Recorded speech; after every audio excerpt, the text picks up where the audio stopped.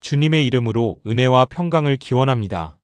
역대상 3장 성경 칼럼 요절 9절 19절 제목 영원한 언약과 공정한 심판 그 후 제목이 복잡하고 아리송합니다.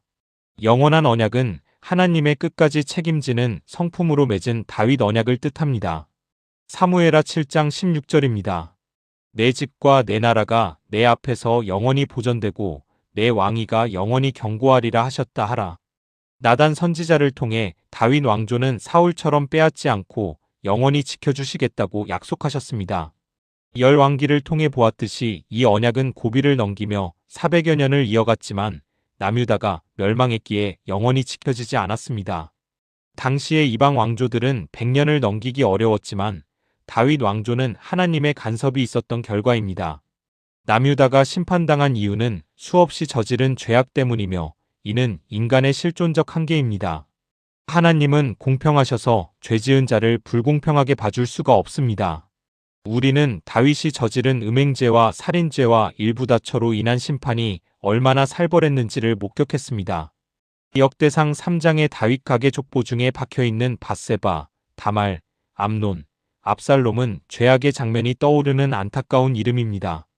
근친상간과 살인, 반란의 고통은 공평한 심판의 파노라마입니다.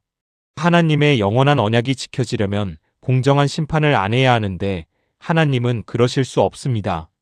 우리는 회개의 기회를 주기 위해서 다윗의 왕조가 끊길 위기에서 긍휼을 베푸신 것을 너무나 잘 압니다. 절대 위기의 요아스와 요시아가 왕위를 이어간 것은 전적인 하나님의 은혜였습니다. 3장에서 다윗의 가계만을 집중적으로 기록한 것은 영원한 다윗 언약이 성취되는 장면을 보여주기 위해서입니다. 다윗 왕조는 외적으로 바벨론 포로로 잡혀간 마지막 왕인 시드기야에게서 분명히 끊겼습니다. 그러나 역대기 족보는 시드기야 이후의 족보를 기술함으로써 심판 이후를 보여줍니다.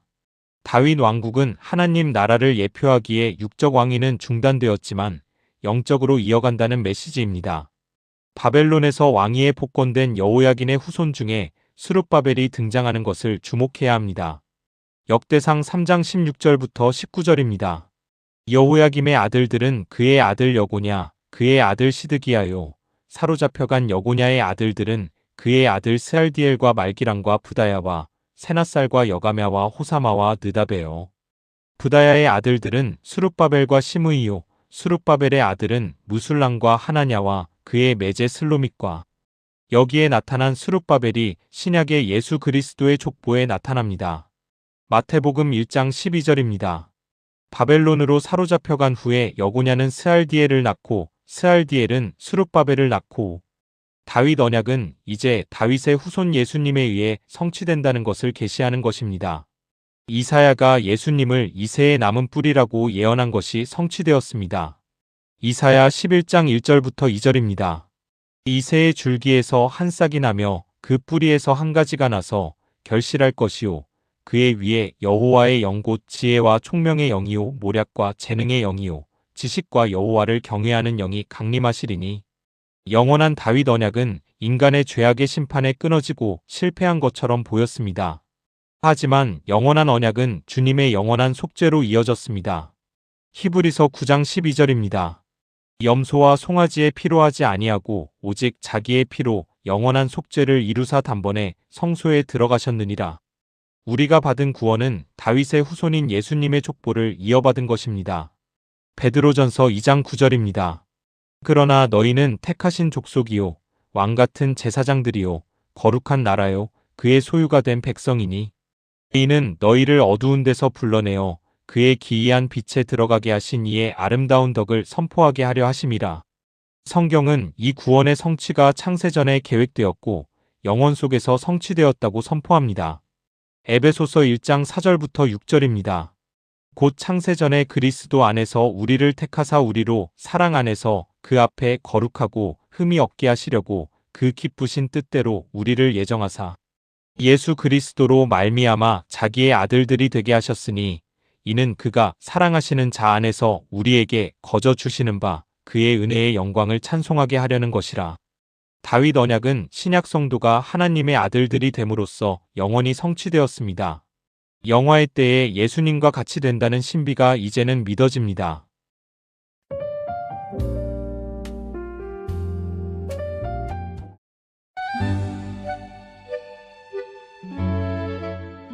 주님의 이름으로 은혜와 평강을 기원합니다. 역대상 4장 성경 칼럼. 요절 9절, 39절. 제목 상속 부자, 자수성가 부자. 태어나 보니 수천억 재산이 있는 재벌 아들은 상속 부자입니다. 비빌 언덕도 없어 맨 땅에 헤딩하듯 모진 고생 끝에 성공한 사람을 자수성가했다고 칭합니다. 인간적으로 상속 부자가 부럽지만 존경은 자수성가한 사람이 받습니다. 다만 자수성가의 확률은 너무 낮아 누구나 해낼 수 없습니다. 상속 부자라 할지라도 대를 이어 부를 유지 발전시키는 것이 얼마나 힘든지를 잘 압니다. 역대기에서 가장 주목받는 지파는 유다 지파입니다. 이미 역대상 2장에서 유다 지파의 직계 정통이 언급되고 3장에는 유다의 중심 인물인 다윗 가계가 기록되었습니다. 4장에서 유다족의 잡계에 해당되는 가계를 취급하는 것은 유다 지파가 상속부자라는 증거입니다.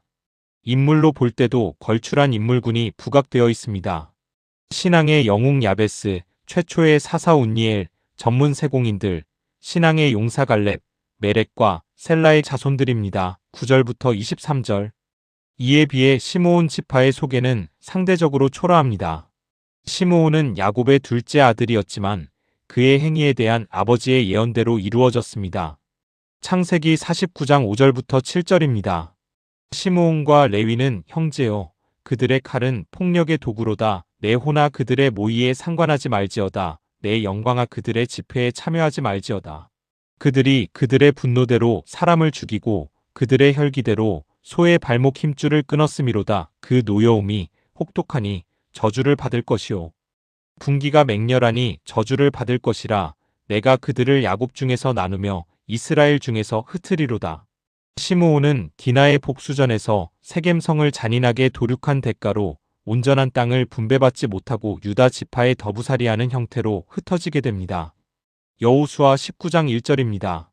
둘째로 시므온 곧 시므온 자손의 지파를 위하여 그들의 가족대로 제비를 뽑았으니 그들의 기업은 유다 자손의 기업 중에서라.